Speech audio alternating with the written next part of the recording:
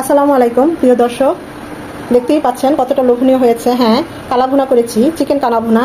এটা গরু, খাসি, ভেড়া যে কোনো কিছু দিয়ে করা যায়। তা আজ আমি চিকেন দিয়ে করেছি। দেখতেই পাচ্ছেন অসম্ভব ভালো হয়েছে।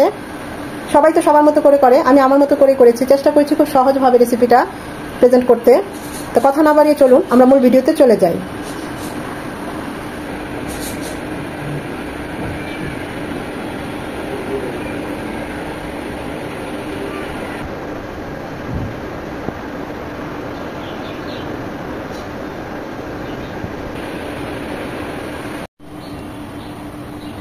চিকেন কালা ভুনা করবো, সেই জন্য একটা স্পেশাল মশলা তৈরি করব। স্পেশাল মশলার মধ্যে নিয়েছি এখানে 1 চামচ ধনিয়া গুঁড়া, 5টা এলাচ, সাদা এলাচ, 1 চামচ জিরা, 1 চামচ গোলমরিচ, একটা স্টার, আর 5-6টা শুকনো মরিচ, 3 পিস দারচিনি। এখানে চাইলে আপনারা 1 চামচ মৌরিও নিতে পারেন। তো এখন এই সব কিছু একটু টেলে গুঁড়ো করে নেব। আমাদের এই মশলাটা হয়েছে। এখানে আমি হাড় মুরগি বা লেয়ার মুরগি বা পাকিস্তান মুরগি যেটা বলে, একটু ছোট সাইজের কচির যে মুরগিগুলো সেগুলো নিয়েছি। আর একটা মুরগিকে 4 পিস করেছি। এখানে 2টো মুরগি আছে 8 পিস। এর চেয়ে ছোটো করলে ভালো লাগবে না। আর বড় বাবুর বড় পিসই খুব পছন্দ, তাই আর ছোট করলাম না। খুব ভালোভাবে ধুয়ে পানিটা ছড়িয়ে নিয়েছি। সব মিলিয়ে এখানে 1 কেজির একটু উপরে আছে। তো দিয়ে দিচ্ছি এখানে লবণ, 2 চামচ আদা রসুনের পেস্ট, আরও 1/2 চামচ দেব। এখানে একসাথে আদা রসুনটা পেস্ট করা আছে। 1/2 চামচ হলুদ গুঁড়ো, 2 চামচ কাশ্মীরি লাল মরিচের গুঁড়ো দিচ্ছি, কালারটা ভালো আসবে। এখানে কাশ্মীরি লাল মরিচের গুঁড়োটাই চেষ্টা করবেন দিতে। এটাতে ঝাল হয় না, কিন্তু কালারটা সুন্দর আসবে। যে মশলাটা গুঁড়ো করে নিয়েছি সেটার থেকে 2 চামচ দিয়ে দিচ্ছি, বাকিটুকু শেষে দেব। 1/2 কাপ পেঁয়াজ কুচি, পুরো 1 কাপ পেঁয়াজই নিয়েছিলাম। পরে ভেরেস্তা করার পরে, পেঁয়াজ কুচি না, পেঁয়াজ ভেরেস্তা করার পরে এটা হাফ হয়ে গিয়েছে। পেঁয়াজ ভেরেস্তা করে যে তেলটা ছিল সেই তেলটাও দিয়ে দিচ্ছি। এখানে 2 চামচের মতো আছে। 1 পিস লেবুর রস। এখন সব কিছু হাত দিয়ে মাখিয়ে নেব।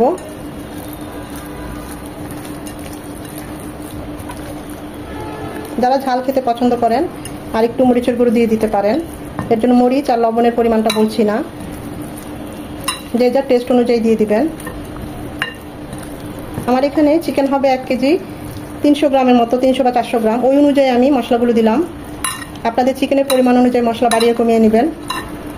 আর এখানে চেষ্টা করবেন অবশ্যই পেঁয়াজ ভেরেস্তাটা দিতে।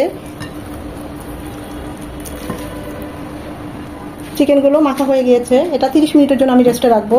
চেষ্টা করবেন 20 থেকে 30 মিনিট রেস্টে রাখতে, এর চেয়ে বেশি রাখার দরকার নেই। প্যানে দিয়ে দিচ্ছি সর্ষের তেল 4 চামচের মতো। আপনার চাইলে এটা সয়াবিন তেল দিয়েও রান্না করতে পারেন। তেলটা গরম হয়ে এসেছে, দিয়ে দিচ্ছি 3 টুকরো দারচিনি, 4টা সাদা এলাচ, অবশ্যই থেতো করে দিবেন, এতে সুঘ্রাণ বেরিয়ে আসবে। 2টো দারচিনি এভাবে ছিঁড়ে দিয়েছি। গরম গোটা মশলাগুলো 1 মিনিট হবে, খুব সুন্দর একটা অ্যারোমা চলে আসবে। গোটা মশলাগুলো 1 মিনিট ভেজে নেওয়ার পর দিয়ে দিচ্ছি 1 কাপ পেঁয়াজ কুচি, এরকম গোল গোল করে কেটে নিয়েছি। পেঁয়াজগুলো, এখানে একটা টিপস, পেঁয়াজগুলো কিন্তু আমরা একদম ভাজবো না, লাল লাল করবো না, জাস্ট 20-30 সেকেন্ড একটু নরম হবে ফুল বেরিংগুলো। কারণ এটা এই রান্নাটা আমরা ভেজে অল্প অল্প করে ভেজে রান্না করব। এটা যদি আমরা ভেজে নেই তাহলে কিন্তু পেঁয়াজটা পরে তেতো লাগবে, ভালো লাগবে না খেতে। পেঁয়াজগুলো ফুলে এসেছে। ঠিক এই পর্যায়ে আমরা চিকেনগুলো দিয়ে দিব।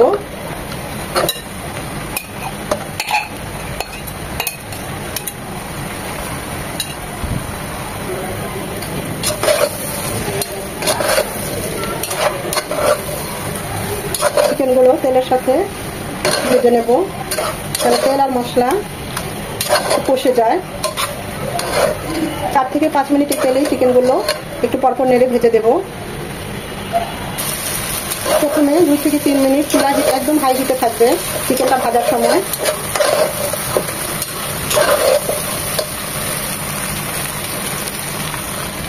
4 থেকে 5 মিনিট চিকেনটাকে ভেজে নেওয়ার পর এখন চুলার হিট একদম লো টু মিডিয়াম হিটে থাকবে।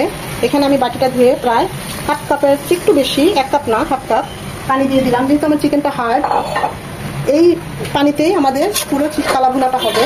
আমি আর কোনো পানি দেব না। এটাই আস্তে আস্তে আস্তে আস্তে হবে।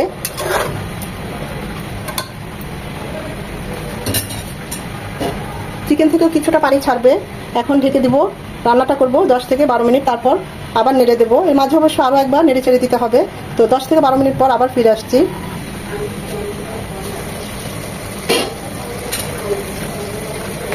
চিকেন থেকেও কিছুটা পানি ছেড়েছে, দেখতে পাচ্ছেন। এখানে কিন্তু আমরা আর কোনো পানি দেবো না, এটা আস্তে আস্তেই হবে এই রান্নাটা, তাড়াহুড়ো করলে চলবে না।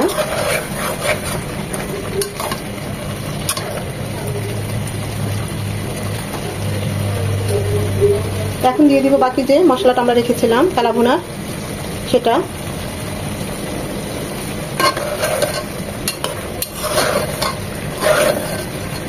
এই কালাভুনাটা আপনারা খাসি, গরু, ছাগল, ভেড়া যে কোনো কিছু একই রেসিপিতে রান্না করতে পারেন। আবার এরকম মুরগি দিয়েও বা ফার্মের মুরগি, সফট মুরগি, সেটা দিয়েও রান্না করতে পারেন। এটাকে একটু পরপর নেড়ে দিতে হবে। এটা রান্না হবে আরো 10 থেকে 12 মিনিট, একদম লো হিটে। হাফ চামচ চিনি, হাফ চামচ জাস্ট, এতে রান্নার টেস্টও বাড়বে, গ্লেজও আসবে। এটা চেষ্টা করবেন অবশ্যই দিতে, টেস্ট খুব ভালো আসে। একটু পরপর নেড়ে দিতে হবে। দিয়ে দিচ্ছি 1 চামচ টমেটো সস, এটা দিবেন অবশ্যই, স্কিপ করবেন না, এতে টেস্ট খুব ভালো আসে।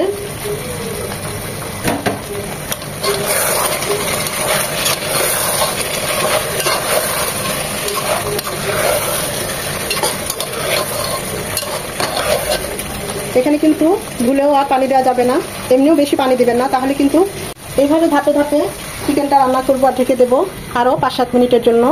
খেয়াল রাখতে হবে নিচে যেন লেগে না যায়, তাহলে কিন্তু টেস্টটা নষ্ট হয়ে যাবে। কালাভুনাটা প্রায় তো হয়ে এসেছে ওই চুলায়। এখানে ফোড়নের জন্য দিয়ে দিচ্ছি ঘি 2 চামচের মতো, দিয়ে দিচ্ছি 2 চামচ রসুন কুচি আর 2 চামচ পেঁয়াজ কুচি। একটা বাগার দেব। রসুন কুচিটা একদম লাল লাল হবে, এর থেকে সুন্দর একটা অ্যারোমা আসবে পেঁয়াজ কুচিটা থেকেও। ঘি দিয়ে করলাম যেন ফ্লেভারটা খুব ভালো আসে।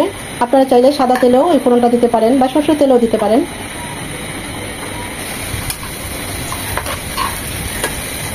বাগারের জন্য দিয়ে দিচ্ছি শুকনো মরিচ। শুকনো মরিচটা তখন দিতে ভুলে গিয়েছি, এই জন্য তাড়াতাড়ি হয় তাই আর একটু টেলে দিয়েছি। তা না হলে রসুনটা লাল হয়ে যেত, পেঁয়াজটাও নরম হয়ে যেত, মরিচগুলো ওরকমই থাকতো। দেখতেও সুন্দর, আবার খেতেও ভালোই লাগে। আরেকটু হবে, লাল লাল হয়ে গিয়েছে, আরেকটু লাল লাল হয়ে সুন্দর একটা অ্যারোমা চলে আসে। এমনিতেই ঘিয়ের খুব সুঘ্রাণ চলে এসেছে।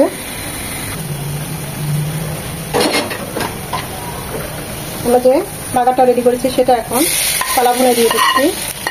একটু বেশি কালার করবো না, তাহলে খেতে ভালো লাগবে না, এটাই ডার্ক হয়ে যাবে আরেকটু পর।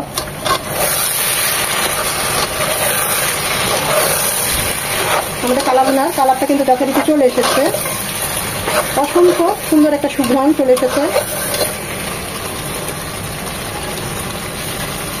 এটা আরো 3 থেকে 4 মিনিট একদম ডিম আঁচে রাখবো, যেন ঘিয়ের ফ্লেভারটা এর মধ্যে ঢুকে যায়। চেষ্টা করেছি ঘরের থাকা মশলা দিয়েই কালোভুনাটা করতে। আমি তো এভাবে ট্রাই করি, খুবই ভালো হয় খেতে। আপনারা ওইভাবে একবার হলেও ট্রাই করবেন। আমাদের কালোভুনাটা অলমোস্ট ডান, আমরা এখন চুলাটা অফ করে দেব।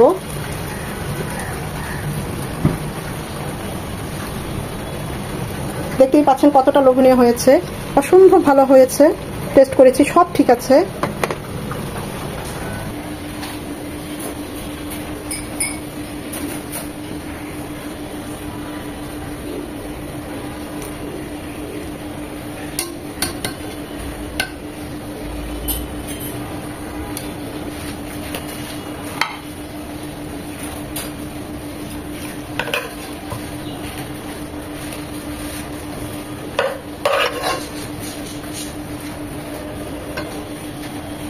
দিয়ে দিচ্ছি গার্নিশের জন্য পেঁয়াজ বেরেস্তা। আশা করি ভিডিওটা আপনাদের ভালো লেগেছে। চেষ্টা করেছি খুব সহজভাবে ঘরে থাকা মশলা উপকরণ দিয়েই কালাভুনাটা করতে। তো সত্যি বলছি অসম্ভব ভালো হয়েছে। এভাবে একবার হলে ট্রাই করবেন, আর এভাবে করে খেয়ে কমেন্ট করে আমাকে জানাবেন কেমন হয়েছে। আর একটা লাইক তো অবশ্যই দিবেন, কারণ আপনাদের একটা লাইক পরবর্তী ভিডিও করতে আমাকে সাহায্য করে, উৎসাহিত করে। এতক্ষণ যারা ধৈর্য ধরে আমার এই ভিডিওটা দেখেছেন তাদের সবাইকে অসংখ্য ধন্যবাদ। কতটা লোভনীয় হয়েছে দেখতেই পাচ্ছেন আমাদের এই কালাভুনা। অসম্ভব মজা হয়েছে। এটা পরোটা, গরম ভাত বা পোলাওর সাথেও খুব ভালো লাগে খেতে, এতটাই মজা হয়েছে।